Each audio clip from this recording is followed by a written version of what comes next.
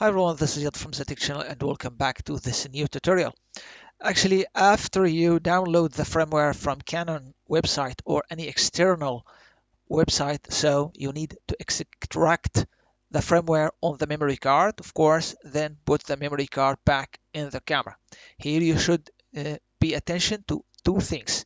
When the camera in film mode or in view mode, then the firmware bottom is not gonna show up on screen.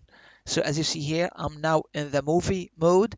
So if you go to menu, then there is no firmware update, but then turn it to photo mode. Of course, don't put it also in view mode. Just like this, firmware update, then it will show up. Then you need to be sure there is a new firmware. Then press on OK. He will, of course, find it automatically on the memory card. Then he also will select it automatically. Then just press on OK, and then he will update it.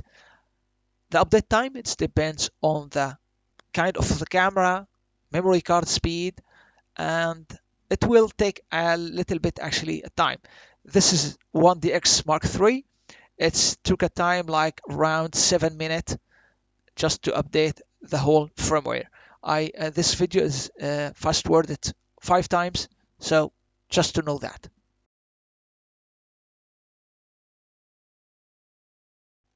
After you're done, just press OK, and you are just ready to go. You can turn it off, then turn it on if you don't want, so that's really not a problem, but he will turn it off and then turn it on automatically. So that's it, and here you have it.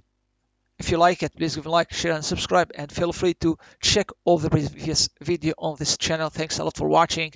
Peace.